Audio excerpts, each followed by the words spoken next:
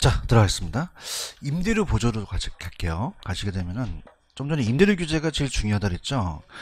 이번에도 이제 제가 모의고사 안 냈지만은 임대료 상한제는 아까 초과구배요, 초과수요예요.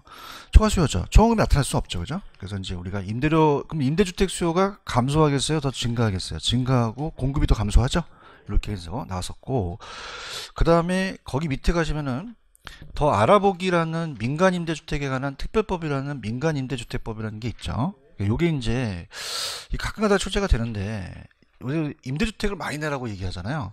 특히 이제 요게 지금 특별법이 또 바뀌었어요. 바뀌었는데 그거 예를 들어서 이제 조금 임대인한테 좀 불리한 입장으로 가는데 일단은 어디가 이제 시험제 나오냐면 저도 이제 임대사업자를 냈고 거기 보시면 민간임대주택이라는 건 아시겠죠, 그죠? 임대목적으로 제한주택은 임대사업자 등록한 주택을 말하며 민간 건설임대와 민간 매입임대라는 게 있어요. 말 그대로 민간 건설은 그냥입니까? 임대목적으로 건설을 합니까? 건설을 하는데 보통 건설하겠어요? 그냥 매매하겠어요? 매매가 많겠죠, 그죠? 그럼 오른쪽에 가시면은 민간 매입 임대주택이라는 단어가 있죠. 그럼 거기 보시면은 공공지원, 그 다음에 장기 일반, 단기 민간 이런 게 있죠, 그죠? 공공지원이라는 거는 이제 얘가 기업형 임대주택이고 장기와 단기가 있죠. 요 5번하고 6번을 좀 체크해 보세요. 얘가 이제 시험제가 나오는데 장기 일반은 예전에 구법은 준공공 임대였거든요. 그 다음에 단기 민간은 단기 임대주택이었어요, 그죠? 그래서 이제 얘가는 기간이 나옵니다. 뭐가 나온다? 자, 우리가 장기는 몇 년이라고 그랬죠, 제가? 8년이고, 단기는 4년이죠. 체크하셨습니까? 요 두 가지만 여기서 이제 키포인트가 돼요. 아시겠죠, 그죠? 그럼 어떤 게 혜택이 더 많을까요? 8년이죠, 8년. 그죠? 8년이 굉장히 혜택이 많아요. 그죠? 그래서 저는 이제 4년짜리를 낸 게 너무 또 많이 갖고 가면 안 될 것 같아서 4년짜리 냈는데 이게 좀 약간 디테일하게 이제 또 공법 시간에 배우시거든요. 그죠? 근데 이제 이번에 특별법이 또 바뀌어서 문제가 또 되긴 하는데 일단 나온다면은 여기서는 기간이에요. 8년하고 4년이다. 체크하셨죠? 그죠? 이렇게만 보시면 되고 그 다음 밑에 보시면 임대료 보조 정책이라는 게 있나요? 자, 보조 정책은 아까 규제 정책은 장기에는 더 좋아졌어요? 안 좋아졌어요? 안 좋아지는데 얘는 장단기가 약간 틀려요.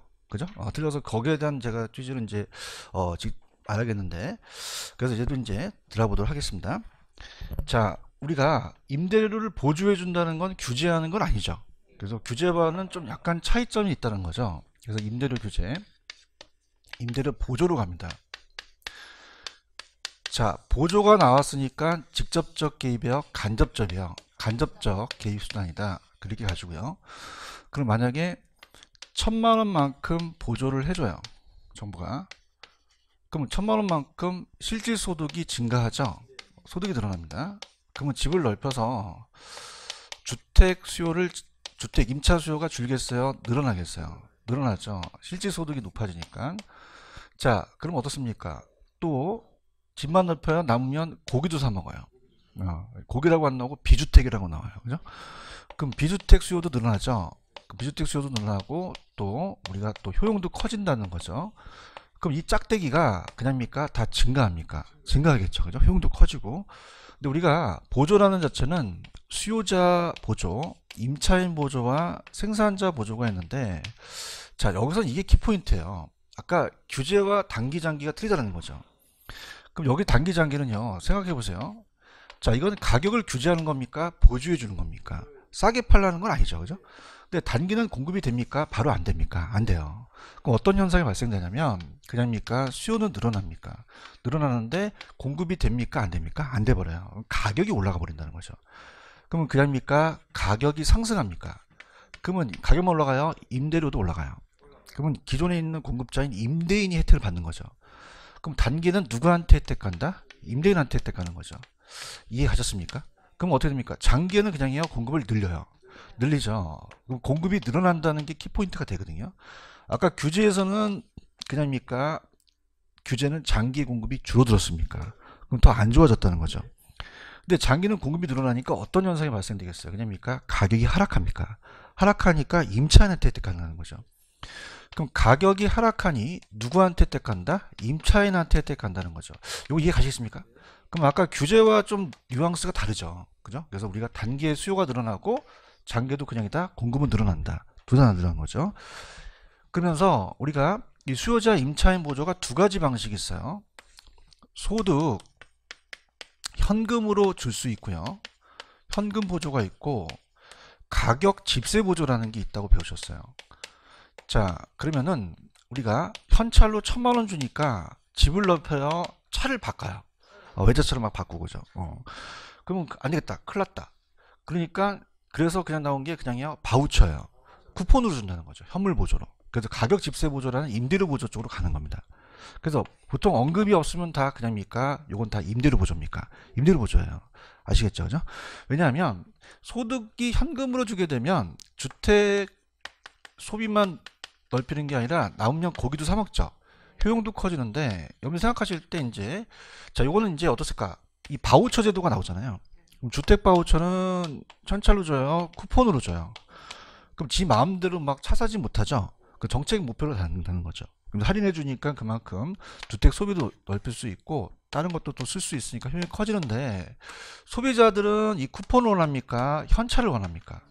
그러면 소비자의 효용 측면에서는 현찰이 낫다는 거죠. 소비자의 효용 측면에서는 어떤 게 낫다? 현금 보조가 낫다는 거죠. 이해 갔나요? 근데 어떻습니까? 정부 입장에서는 어떻게 돼요? 주택을 더 사라고 하죠. 그럼 여기는 정부의 정책이 목표가 낫다는 거죠. 그래서 정책 목표를 달성하려면 현금 보조가 낫나요? 집세 보조가 낫나요? 집세 보조 낫죠. 이해하셨죠? 그죠? 이렇게 잡으시면 되고 그 다음에 지금까지는 그냥요 수요자 보조예요. 근데 생산자한테 보조해 줄 수도 있죠. 그 생산자 보조 방식도 효과가 있는데 생산자 보조라는 것은 자 건설 자금 이자를 좀 다운시켜 줍니다. 그럼 건설 자금 이자를 줄여주니 그냥요 생산비가 줄어들어요. 그럼 어떻게 됩니까? 생산비가 줄어드니까 공급을 늘릴 수 있죠. 그럼 공급을 늘리니까 가격이 어떻게 됩니까? 떨어져요. 그럼 임차인에 대한 혜택을 줄 수가 있죠. 근데 단기는요 수요가 자극하지 않는 이상 단기는 그냥요 공급이 안 돼요. 그럼 아무런 변화가 없죠. 어디서 나타납니까? 장기에서 나타날 수 있다는 거죠. 이해하셨죠? 근데 마지막 우리가 생산자 보조하고 소비자 보조 중에서 주거지 선택 자유라는 게 나왔었어요. 그러면 주거지를 선택할 수 있는 자유롭게 간다는 것은 자 어떻게 생각하십니까? 자 우리가 만약에 공급자한테 보조해주면 지 마음대로 짓죠. 그럼 소유자한테 보조해주면 지가 그냥 선택할 수가 있어요. 그럼 선택이 자유롭다는 것은 생산자 보조하는 게 낫나요? 임차인한테 보조하는 게 낫나요? 임차인 보조 이렇게 합니다. 그래서 여기는 지금 291페이지 가시면은 지금 임대료 보조라는 게 있나요? 자 그래서 여기는 뭐 우리가 다 체크가 돼 있으니까 아마 박스로 한번 가볼게요. 우리가 282페이지 가시면 이 저자분이 박스를 해 놓으셨을 거예요. 단기와 장기라는 게 있나? 이게 시험 문제 나옵니다. 그럼 단기는 아까 공급이 됐어요? 안 됐어요? 그럼 보조를 해주니 효용도 증가하고 소득도 높아지고 임대주택 수요도 증가했죠.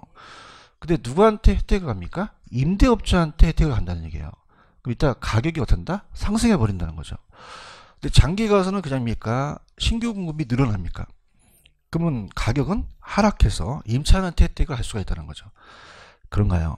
그다음에 이제 오른쪽에 보시면은 또 박스 위주로 갈게요. 우리가 이제 정리할 때니까 임대료 보조와 현금 보조라는 게 있죠. 그럼 우리가 여기 보실 때 이 소득 보조는 그냥입니까? 이 현금 보조는 그냥입니까? 현금으로 줍니까? 그 보조 일부를 임대주택 소비 나머지 금액을 다른 재화로 소비할 수도 있죠. 그럼 선택의 폭을 더 넓혀질 수 있다는 거죠. 임차인의 효용 측면에서 효과가 있다는 거예요. 근데 자꾸 현금을 주니까 집을 넓혀 차를 바꿔. 그래서 무슨 바우처라는 게 나와. 주택 바우처. 쿠폰이라는 게 나오는 거죠. 그래서 이 쿠폰이라는 자체를 우리가 임차인한테 주면 임대인한테 줘서 이걸 지자체에서 바꾸는 거죠. 그럼 임대료 일부의 쿠폰 형태로 임차인을 정부부터 받는 바우처 제도가 임대인한테 직접 주면서 이 바우처 제도가 우리나라에 시행 안 되고 있어요? 되고 있어요? 되고 있죠. 그래서 바우처도 임대료 보조 정책에 들어간다 그랬죠. 그래서 임대료 가격 보조라는 박스가 나오게 된 거죠. 그럼 보조 전액을 임대주택 소비만 하죠? 그 사회 전체적인 소비량의 증대와 주거수요 향상이 주택정책 관점에서는 효과적이라는 얘기예요. 이해하셨죠? 그 다음 밑에 생산자 보조라는 건 어떻습니까? 박스를 보시게 되면 장기 절이를 해주니까 생산비가 절감되죠. 공급이 늘어나서 임대료가 하락되는데 단기는 그냥이다 변화가 없다. 어디에서? 장기적으로 늘어난다는 게 중요한 거죠. 그렇죠? 됐습니다. 그 다음에 넘겨보시면은 동그라미 1번에 아마 체크가 돼 있을 거예요. 넘겨보세요. 좀 전에 제가 생산자한테 보조해주는 방식은 임대주택 수요자한테 보조하는 것보다 임차인의 주거지 선택 자유가 그냥요 제한돼 있어요. 제한돼 있죠. 그럼 고로 지금 문제를 풀겠지만 누구한테 해주는 게 나아? 임차인한테 보조하는 게 주거지 선택이 자유롭다는 거죠. 아시겠습니까? 프린트로 갑니다. 자, 프린트로 가시면은 자 4번 문제로 가볼게요. 자, 임대료 보조 정책에 관한 설명 중 옳은 것은 자, 정부에서 저소득층에 지급하는 보조금을 주택 재화 구입에만 사용하더라도 자, 아까 집만 넓혀요 남으면 고기도 사 먹어요. 그럼 다른 재화의 소비량도 늘어날 수밖에 없죠. 그럼 다른 재화의 소비량도 임대료 보조 지급 전보다 늘어나지 않는다, 늘어난다 그러고요. 자, 이번은 칠판을 한번 다시 보세요. 자, 단기는 공급이 됩니까, 안 됩니까? 안 되니까 그냥요 수요만 늘어나요. 그럼 가격이 어떻게 되죠? 올라가 버려요. 이게 시험 문제예요. 그런가요? 장기는 공급이 늘어나죠. 그럼 가격이 된다? 하락하거든요. 캐치하셨어? 그러면 이번 이제 갈게. 이제 칠판을 보고 이제 머릿속에 있어야 되는데 큰일 났네. 단기적으로는 임대료는 어떻게 돼? 올라가죠. 칠판 한번 더 봐주고 가격이 어떻게 올라가잖아요. 그죠? 그때그때 틀리거든요. 그죠? 봤을 때와 또 여기 봤을 때와 그지? 그렇죠? 근데 장기적으로는 그냥입니까? 임대료가 하락합니까? 그러니까 그걸 암기하지 마시고 단기는 공급이 돼야 안 돼요. 수요만 자극시키죠. 그래서 좀 해봐요. 그러니까 자꾸 암기하려고 단기는 공급이 안 되는구나. 그럼 수요만 늘어나는구나. 가격 어떻게 되지? 올라가겠구나. 그렇게 생각해 보시는 거죠. 그런가요? 그러면 장기 공급이 그냥요 늘어나요. 그럼 가격은 어떻게 될까? 떨어진다는 거죠. 요거 나올 가능성이 높습니다. 자, 우리나라 주택 바우처 있죠? 있죠? 3번. 그래서 임대료 보조 교환권으로 지급하는 제도를 말하며 우리나라의 일부 지자체에 저소득 가구에 임대료를 일부 지원하는 방식으로 운영되고 있지 않다. 있다라는 게 나왔어요. 이게 다 기출 문제입니다. 체크하셨죠? 그래서 보시고요. 4번에 가시면은 주거지 선택 자유라는 단어가 있나요? 누구한테 보조해 주는 게 나을까요? 자, 임차인한테 보조해 주는 게 공급자한테 보조해 주는 것보다 주거지 선택 자유가 보장되겠죠. 바꾸셨습니까? 자, 5번. 자, 실질 소득을 증가시켰어요. 임대주택 수요가 증가하면서 공급도 감소한다, 증가한다? 증가하죠. 그죠? 네가 언제 그랬니 얘기하지 말고 일로 와보세요. 공급도 안 늘어나요? 늘어나요? 늘어난다는 거죠. 아시겠죠? 그죠? 그래서 우리 지금 이 프린트가 요번 달에 나눠드린 프린트를 막 집에 가서 버리십니까? 잘 철해놓고 있습니까? 철을 안 하시는 것 같은데 이렇게 해서 이거 굉장히 신경 쓴 거예요. 그죠? 누구나 강사는 자기가 낸 문제를 자랑하기도 합니다. 근데 이건 뭐냐면 기출 문제를 돌려냈어요. 그 기출이 있다를 없다를 내고 그런다는 얘기죠. 아시겠죠? 그죠? 그래서 이 문제가 굉장히 중요하다라는 생각합니다. 이해하셨습니까? 제가 막 자랑질 하는 게 아니에요. 이거 기출 문제를 돌려냈다는 건 상당히 좋은 문제거든요. 왜냐하면 수준에서는 기출 문제를 자꾸 늘어나지 않는다, 늘어난다, 막 이렇게 나오고 하락사락 이렇게 나오거든요. 근데 그럼 봐봐. 이 문제를 그냥 내가 정확하게 알아야 돼요. 알아야지만 풀 수 있는 거죠. 무슨 말씀인지 아시죠? 그래서 기출문제집을 뭐 어디 구입하시더라도 답만 보시면 안 됩니다. 그 내용이 정확한지 판단해야 이 문제를 다 풀 수 있다는 얘기예요. 오케이? 몇 번 정답? 3번. 체크하셨어요? 됐습니다. 넘길게요. 자, 285페이지입니다. 285페이지로 가셔서 공공주택이라는 게 있죠. 공공은 간접적이에요? 직접이에요? 직접이죠. 공공주택이라고 많이 들어보셨죠? 뭐 행복주택이라든지 옛날 이명박 정권 때는 뭐 보금자리 주택, 공주택. 근데 공주택이 다행히 넘겨보세요. 다행히 제가 안 해드렸던 게 거기 보시면 단기장기라는 게 있나요? 단기장기 밑에 찾으셨죠? 옛날 안 했죠? 왜 안 했을까요? 안 나온다는 게 아니라 나왔긴 나왔는데 20년 전에 나오고 한 번도 안 나오거든요. 그럼 20년 전 거라는 건 거의 우리가 수준 자체가 안 나오는데 오늘 청기 누설을 좀 해드리는데 지금 몇 회죠 올해가 벌써? 30회요. 맞나요? 근데 이런 일이 벌어지는 일을 제가 정확하게 얘기해 드릴게요. 출제원들이 그냥입니까? 기출문제를 봅니까? 근데 20년 전까지 끌어갖고 볼까 안 볼까? 안 봐요. 그럴 놈이 없어요. 그럼 그냥입니까? 최근 것만 봅니까? 그러니까 여기 최근에 안 나오니까 계속적으로 안 나오게 되는 거예요. 그죠?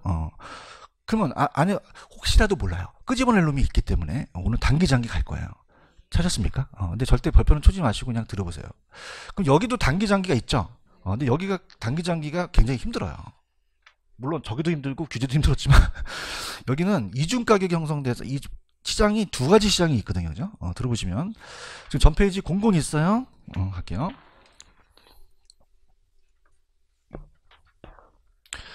공공주택. 요즘 되게 많이 힘드시죠? 많이 힘드실 시기인데. 많이 힘드신 것 같은데? 힘드세요? 예, 화이팅. 자, 공공임대. 웃으면서 하세요, 웃으면서. 그죠? 인생이라는 게, 그쵸? 자, 공공은 간접이다, 직접이다? 직접이죠. 그래서 공공임대주택, 임대주택 정책입니다.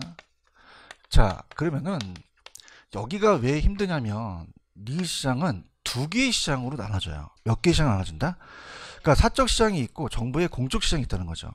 그래서 우리가 지금 사적 시장이 있으면은 공적 시장이 있겠죠. 그래서 예전에는 많이 나왔는데 요즘은 잘 안 물어보는 취지예요.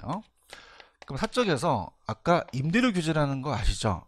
그럼 가격과 양이 있는 상태에서 우리가 공급과 수요가 있는 상태에서 이 규제를 하니까 아까 100만 원에서 규제하니까 그냥요 초과 수요가 발생해요. 암시장이 형성됐죠. 얘기해봐요. 그럼 안 되겠다 싶어서 그냥야 보조로 가요. 보조했더니 그냥야 집을 차를 바꿔. 그래서 공공주택이 나오게 된 거예요. 그럼 사적 시장에서는 건드려요, 안 건드려? 안 건드리고 그냥 니네들 알아서 공급하라는 거죠. 그러면 뭐 간접 개입이에요, 직접적 개입이에요. 직접 생산자 보조 방식으로. 자, 그러면 직접으로 개입하면서 자, 그럼 어떻습니까? 직접적으로 개입하면서 지금 사적 시장보다는 비싸게 줘야 돼요, 좀 싸게 줘야 돼요. 그럼 가격을 낮게 해줘야 되는 거죠. 그럼 저소득층을 위하니까 소득주의 분배가 되겠죠. 맞습니까? 근데 요즘은 취지가 어떤 게 나오냐면 이 탄력성을 라는 게 물어봐요. 무슨 성을 물어본다? 그럼 탄력성은 대체제라는 거 배우셨죠? 그럼 대체제가 어떻게 할수록 유리해요? 많을수록. 그 임차인이. 그렇죠? 제 얘기가 아니라 제 친구 여자친구가 몇 명 있어요. 그것도 외우십니까? 요즘 14명이래요. 그죠? 주택이 적어요? 많아요? 많죠? 대체제가 많아요. 그렇죠? 또 그럴 거 아니에요. 교수님 얘기 저 절대 그렇지 못해요. 그죠? 대체제가 어떻게 할수록 많아서 좋은 거죠. 아시겠습니까? 사람들이 바빠야 돼. 그죠? 자, 그러면은 그냥 대체제가 많아. 선택의 폭이 넓죠. 그럼 우리가 임대료를 조금만 올리더라도 일로 넘어가죠. 그러면 우리가 조세 부담이 완화될 수가 있다는 거죠. 그러면 임차인에 대한 수요자를 비탄력, 탄력 있게 만든다는 게 요즘 트렌드예요. 그럼 탄력은 분리 유리하죠. 얘 부담을 완화시킨다는 거죠. 이해하셨죠?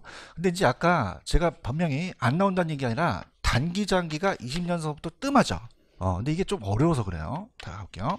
처음이니까 천천히 갈게요. 자, 여러분 생각해 보세요. 지금 여기가 100만 원이죠. 여기가 얼마예요? 80만 원. 지금 보고 있어요? 그럼 여기 100만 원에가 여기 80만 원 받으면 가만히 있을까요? 일로 옮길까요? 옮겨버려요. 천천히 할게. 옮겨도 되겠어요? 그럼 일로 이동을 한다는 얘기예요. 그럼 여기가 그냥입니까? 수요가 감소를 합니까? 가격이 내려간다는 거죠. 그런가요? 그럼 가격이 인하가 되고 요만큼 옮긴 것만큼 일로 옮긴 거죠. 그럼 어떻게 생각하십니까? 여기 80만 원이고 여기 80만 원이니까 그냥이야 둘 다 혜택이야. 둘 다 혜택이 오는 거죠. 그런가요? 자, 그럼 단기에는 사적 시장에 그냥요 수요가 줄어들어요. 그러면 공적으로 옮기죠. 그럼 그 시장의 가격이 어떻게 될까요? 떨어지거든요. 그럼 가격이 떨어지니까 옮긴 사람만 있습니까? 머문 사람도 혜택입니까? 둘 다 혜택이에요. 그런가요? 그래서 임차인의 혜택은 그냥입니까? 모두 혜택입니까? 모든 임차인이 다 혜택이 되는 거죠. 그렇죠? 근데 장기에서는요. 얘네들이 공급을 할까요? 공급을 줄여버릴까요? 줄이죠. 그래서 우리가 가격을 내리니까 공급을 안 하려고 하죠. 그럼 공급이 증가한다, 공급이 감소한다. 20개에서 15개를 확 줄여버려요.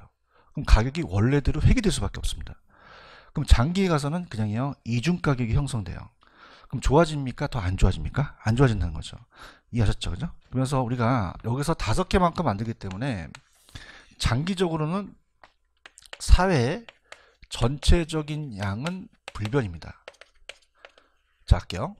자, 여기 이 사적 시장에 그냥입니까? 공급이 감소합니까? 감소하니까 대답 좀 했어요. 나만 하면 안 돼. 같이 가야지. 그지? 그냥이야 공급이 줄여버려. 가격이 어떻게 될까? 올라가 버려요. 그럼 가격이 오르니까 그냥이요 이중 가격이 형성돼요. 그럼 옮긴 사람만 혜택을 주겠죠. 맞습니까? 그럼 모든 임차인은 혜택 갑니까? 공적만 갑니까? 공적 임차인만 가는 거죠. 이해 가셨어? 이렇게 이해 갔죠? 할게요.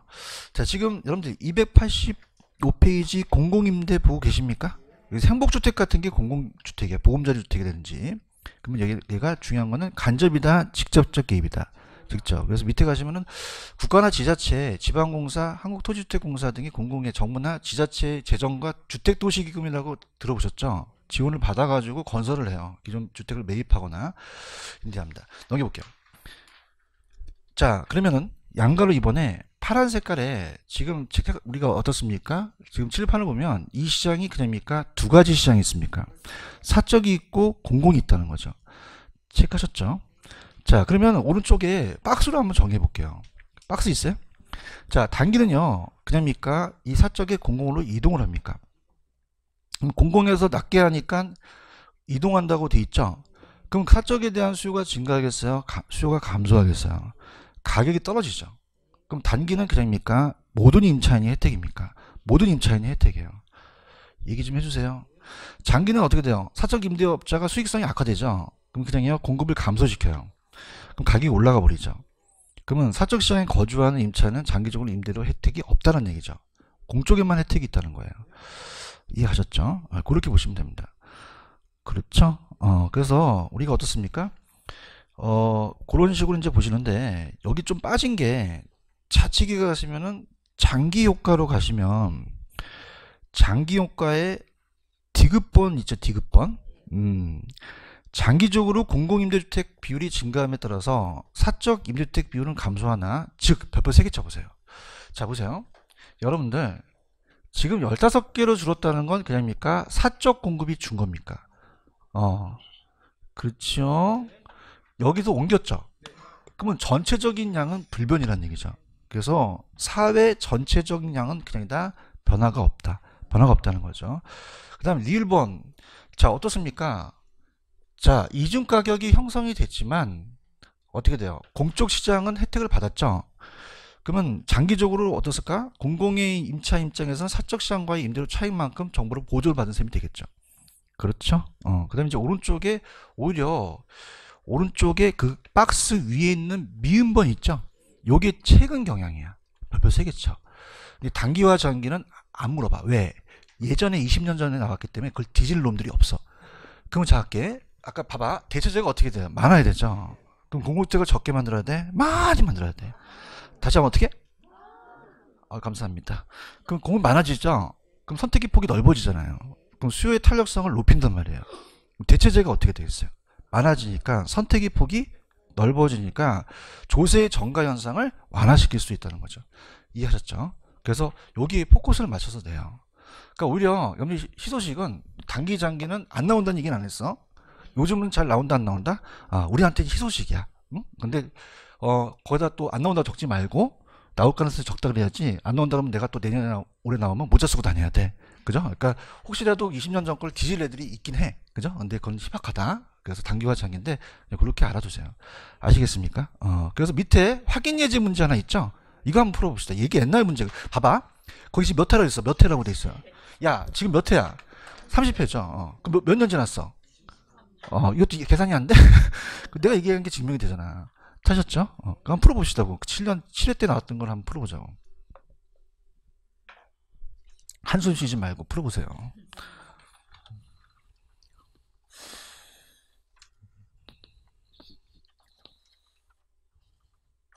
언제 기다려 갈게. 자, 지금 공공이죠, 이거? 이 그림 아까 보이세요? 그러면 사적 시장과 공공 시장으로 분리됐죠? 그럼 사적 시장에 대한 임대 수요가 증가합니까? 감소합니까? 감소해요. 공공을 옮기니까. 같이 가자. 1번 틀렸죠? 2번.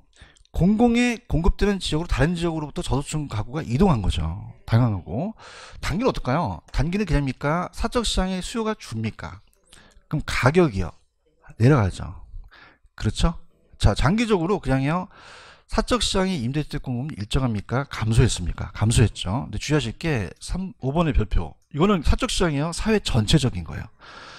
어떻게 됐죠? 불변이 됐다는 거죠. 이해하셨죠? 그죠? 그래서 요거는 요 7회 때 나왔던 이 문제를 그냥 끝내버리세요. 그죠? 그래서 7회 때니까, 옛날 얘기예요. 그죠? 아주. 그렇죠? 넘기세요. 7회니까 뭐, 20살 분이 보시는 분들은 거의 퇴근하기 전에 나오신 거예요. 그죠?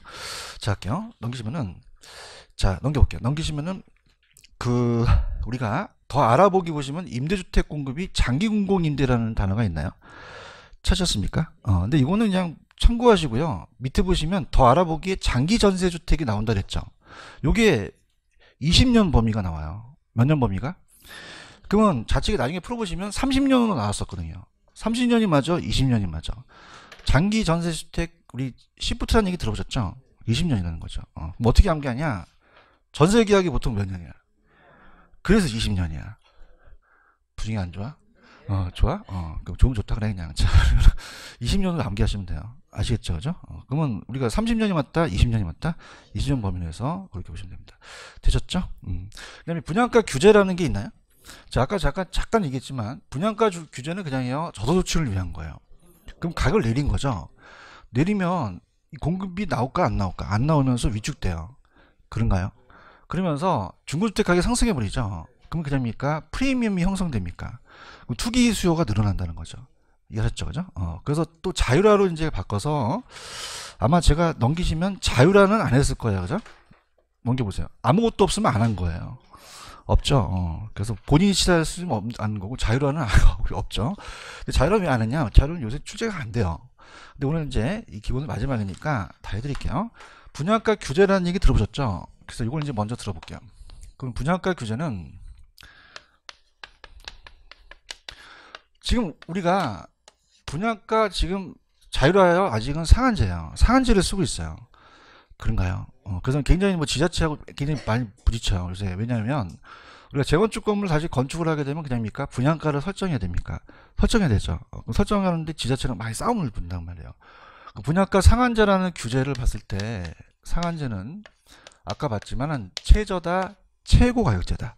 최고 가격제. 그럼 못 올리는 거죠. 그럼 우리가 저소득층을 위한 거잖아요. 누굴 위한 것이다? 저소득층. 그럼 가격과 양이 있으면은 당연히 어떻습니까? 공급과 수요가 있다면은 자, 요 상태에서 어떻습니까? 지금 만약에 자, 시장 가격이 자, 평당 1000만 원이다 라고 한다면 그냥요 규제를 해요. 그럼 못 올리게 하죠. 가격 떨어뜨리라는 얘기예요. 최저가격제, 최고가격제. 그럼 어떻습니까? 우리 시험 문제 거기 예전에 풀어봤지만 가격을 이상으로 올리게 되면 영향을 주지 않죠. 그럼 이상 올려야 돼요? 내려야 돼요. 내려야 되죠. 그럼 규제 가격으로 내리게 되면 어떤 일이 발생될까? 자, 만약에 800만 원을 규제해 버렸어요. 그럼 그냥요 초과 수요가 발생돼요. 초과 수요가 발생되죠. 그런가요? 그러면 가격이 그냥요 인하돼요. 그럼 수익성이 악화되죠. 공급을 하려고 할까요? 공급을 줄여드릴까요? 투기 수요가 늘어난다는 거죠. 이해했습니까? 그래서 이제 우리가 분양가 자율화랑 같이 가기 때문에 나중에 또 제가 요약해서 해드리겠지만 분양가 규제는 분양가 인상이에요? 분양가 인하예요? 인하. 그럼 공급도 줄죠? 공급만 줄어들어요? 질도 떨어져요? 떨어지죠, 그죠? 그런가요? 그럼 신규 공급이 안 나오다 보니까 어떻게 해요? 중고주택 가격이 올라가다 보니까 시세 차익을 노리죠. 그럼 실수요가 늘어나요? 투기 가수요가 늘어나요? 가수요가 늘어나죠. 그러면 주택 구하기가 더 쉬워진다, 어려워진다? 어려워진다는 거죠. 이해하셨습니까? 그래서 자 분양가 규제는 자 일단은 그 어때요? 이 개념이 보시면 신규 주택 분양가를 시장가격 이상 이하 저소득층을 위한 거죠. 최저예요, 최고 가격제예요. 가격 규제인데 오른쪽에 효과 보시면 파란 색깔 위주로 갈게요. 신규 분양 주택에 대한 초과 수요가 더 발생하겠죠. 주택 건설은 수익성이 악화되니 장기적으로 그냥요 주택 공급이 감소해 버려요. 그럼 파란 색깔에 다른 조건이 일정할 때 분양가 상한을 적용하게 되면 공급이 감소하고 이를 적용받지 않은 주택의 공급은 증가하죠.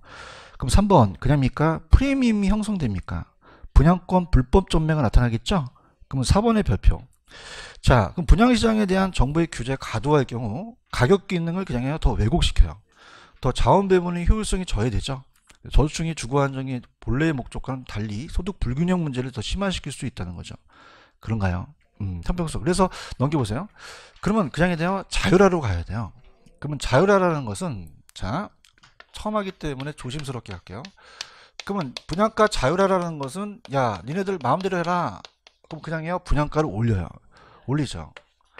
그런가요? 그럼 분양가 인하, 분양가 인상이 되는 거죠. 그러면 그래프로 봐서 자 보시면은 그냥입니까? 분양가가 올라갑니까? 줄일까요? 공급을 늘릴까요? 질도 높아지죠. 맞습니까? 그러다 보면 투기 수요가 늘어나요? 투기 수요가 줄어들어요. 줄어든다는 거죠. 그렇죠? 반대라는 얘기죠. 그럼 갈게요. 공급이 감소한다. 공급이 증가한다. 증가하고 질도 높아지죠. 그 다음에 어떻을까? 투기 수요가 늘어날까? 투기 수요가 줄어들까? 줄어들죠. 그런가요? 근데 중요한 것은 우리가 이 98년 IMF를 겪었죠. 그 12월 달에 이 분양가 규제하니까 더 분양이 안 됐어요. 그래서 그때 당시 자율화로 바꿉니다. 그럼 자율화가 되니까 소형 주택을 져요. 타워팰리스 같은 대형 주택을 져요. 그럼 대형 주택 위주로 공급을 하게 되면 저소득 주택 구하기가 더 쉬워질까 어려워질까? 어려워진다는 거죠. 맞습니까? 자, 평승 효과라는 자체는요. 자, 우리가 신규 가격이 올라가니까 중고 주택 가격도 올라가 버려요. 그럼 더 좋아진다, 안 좋아진다? 안 좋아지죠. 그럼 안 좋아진다는 건 공통적이라는 거죠. 그런가요? 그럼 자율화해야 돼요? 다시 규제를 해야 돼요. 규제하죠. 그럼 규제는 또 좋아져요? 안 좋아져? 또 뭐예요?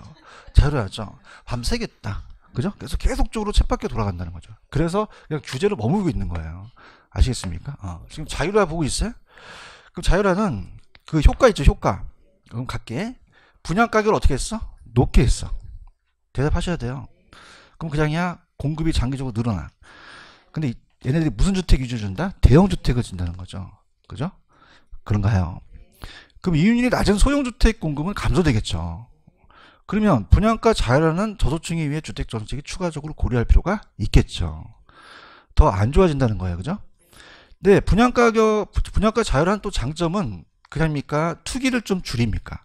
투기를 줄이는 면이 있지만 나중에 가서는 대형 주택 위주로 가고 중고 주택 가격을 오히려 상승시킬 수도 있다는 얘기죠. 이해하셨죠? 그래서 이제 그렇게 보시면 됩니다. 되셨습니까? 알겠고요. 자, 그 다음에 선분양과 후분양을 했었죠. 그죠? 자, 이거는 나올 가능성이 있을 것 같아요. 자, 왜냐하면, 들어보세요. 자, 주택의 정책에 대한 그 역사가 우리나라가 1970년대에 처음으로 이제 분양가 상한제를 적용시키면서 자, 지금 굉장히 이슈화 되는 게 저 음마 아파트죠. 그죠? 그때 당시. 그죠? 그래서 그 압구정서부터 음마 아파트까지 우리가 아파트를 지니까 그냥입니까? 분양가를 규제합니까? 그럼 그냥요? 못 올리게 해요. 그러면 수익성이 악화되죠. 맞습니까? 그럼 건설회사들이 그냥이야 입이 튀어나와. 특히 현대건설에 누가 튀어나왔을까? 정치 튀어나왔죠. 그래서 우리는 어떻게 하라고 튀어나옵니다. 안 똑같아. 똑같아까지 한다? 우리는 똑같아. 그래서 선분양이라는 게 나와요. 무슨 분양이 나온다? 선분양. 그러니까 모델하우스라는 게 처음에 우리가 나오게 된 거죠. 그래서 선분양에서 이제 후분양으로 가야 되는 취지로 이제 우리가 시험 문제 최근에 나왔었거든요. 그럼 선분양은 팔고 줘요, 짓고 팔아. 저거 팔고 짓고, 후분양은 짓고 팔고. 이게 돼야 제가 스타트를 끊어요. 자, 그러면 모델하우스가 있잖아요, 지금요. 그럼 모델하우스는 그냥이야 먼저 팔고 나중에 짓는 거죠. 아시겠습니까? 그래서 문제가 순서가 중요해요. 얘는 어떻게 하고 팔고 짓고 팔고. 그러면 우리가 왜 후분양으로 가려는지를 취지를 보여드리면, 자, 갑이라는 건설회사가 지금 24평을 3억으로 판다. 그러면 분할 납부가 가능하죠. 계약금, 중도금, 잔금을 내요.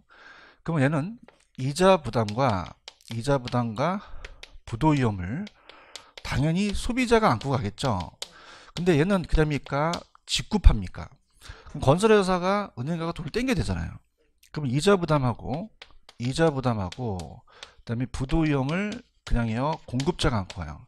근데 대학교 교과서에 나와 있지만 공급자가 형식적으로 했지만 그냥요 나중에 전가시킬 수 있어요. 그러면 우리가 소비자 부담으로 실적 갈 수도 있다는 거죠. 이해 갔나요?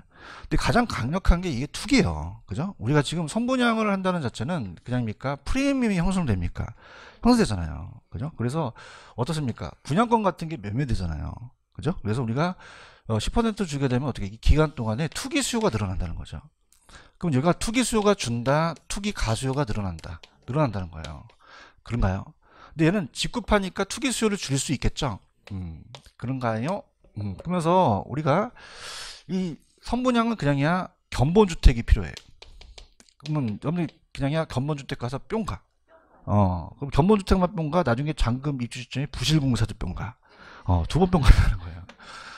그러면은 자 생각해 보세요. 후분양하게 되면은 견본주택이 필요 없겠죠.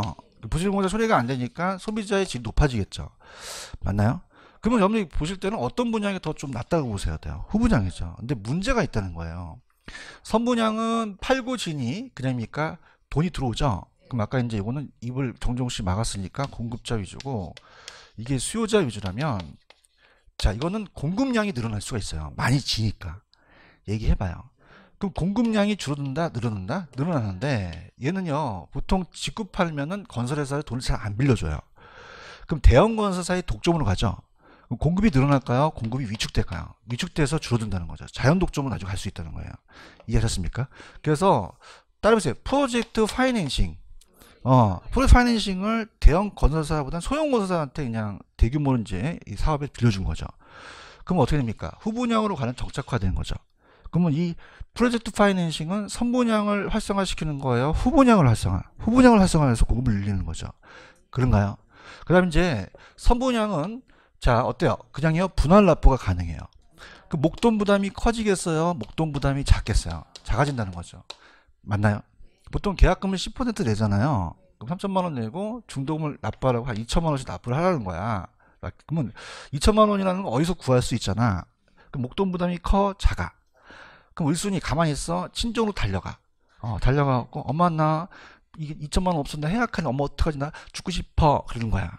그럼 엄마가 가만히 있어, 이게 아빠 몰래 짱 박은 돈 있다 주죠. 그럼 목돈 부담이 작다, 크다, 작다. 근데 얘는 그냥입니까? 목돈 부담이 큽니까? 그럼 2천만 원이 필요해요? 3억이 필요해요. 그래서 엄마 나 죽고 싶어 했더니 엄마 뭐라 그래? 죽어 이씨. 자, 그래서 모기지론이야, 모가지론이야. 모기지론이라고 있죠. 보금자리론이라고 아세요? 그게 출시가 된 거예요. 그럼 보금자리론은 집값의 70%까지 땡겨주죠. 그럼 다 무슨 분양으로 가려는? 후분양이거든요. 이해하셨죠? 그래서 시험 문제 뭐가 나왔었냐면, 선분양은 그냥이야, 공급이 늘어나. 후분양이요, 공급이 준다는 게 나왔어요. 아시겠죠? 그럼 어디에서 포커스를 맞추냐면, 자, 제가 예전에 후분양의 단점을 보라고 했나요? 기억하십니까? 왜? 단점에서 시험이 나올 수밖에 없다는 거예요. 자, 그럼 단점은 선분양에 비하여 주택을 구입한 소비자의 초기 자금 부담이 크겠죠. 자, 주택건설업자는 건설 자금에 직접 조달해야 하므로 자금 조달이 어려워요. 그럼 공급이 감소하죠. 그래서 따라서 프로젝트 파이낸싱, 이걸 활성화시킨 거죠. 그런가요? 그다음에 건설 자금 이자는 주택 건설업자에 형식적으로 부담하지만 나중에 또 전가시킬 수 있죠. 오른쪽 기출 문제가 중요하다고 얘기했나요? 자, 그럼 갈게요. 약간 좀 제가 편법을 쓰겠습니다. 잘 보세요. 자, 이 선분양은 그냥입니까? 공급이 늘어납니까? 얘는 공급이 감소하죠. 그럼 제가 요거를 예전에 특강 때 해코스에서 했었거든요. 후분양 그냥이야, 짝대기가 내려가죠. 괜찮다고 해. 그럼 얘가 내려간다는 얘기예요. 뭐 교수님, 그럼 얘 그냥 서 있어. 쌀에 서 있죠. 안 좋아. 근데 이게 적중이 됐어요. 나도 깜짝 놀란 거야. 찾았습니까? 그래서 적중이 됐기 때문에 지금까지 살아남은 거야, 저도 이제 강서로. 그럼 어떻게 된다? 선분양과 후분양 중에서 어떤 게 공급이 늘어나요? 선분양이죠. 어떻게 하셨어요? 서 있잖아요, 그죠? 그럼 후분양이 감소해요. 맞나요? 좀 즐깁시다, 그죠? 그럼 선분양 제도는 후분양에 비해서 주택 공급이 감소한다, 증가한다? 증가하죠. 어디가 감소해야죠? 후분양에서 감소하는 거죠. 이해하셨죠, 그죠? 네, 그렇게 가시면 됩니다. 이해 갔죠? 자, 쉬었다 가겠습니다.